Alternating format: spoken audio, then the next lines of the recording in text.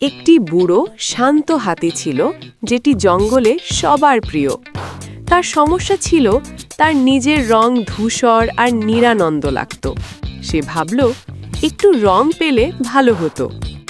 হাতি রওনা দিল রং খুঁজতে। পথে সে রঙিন পাখির পালক দেখতে পেল, ফুলের রং দেখল, রামধনুর কাছে গেল, এমনকি নদীর পানিতে নিজের প্রতিফলনও দেখল।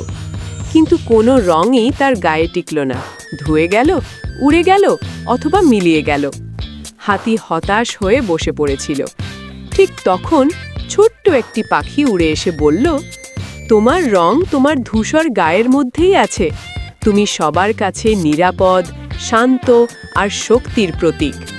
হাতি বুঝল সৌন্দর্য নিজের মধ্যেই থাকে। শেষে জঙ্গলের সবাই হাতির চারপাশে নেচে নেচে তাকে সম্মান জানালো। হাতি হাসল। এটাই তার জীবনের সবচেয়ে রঙিন দিন।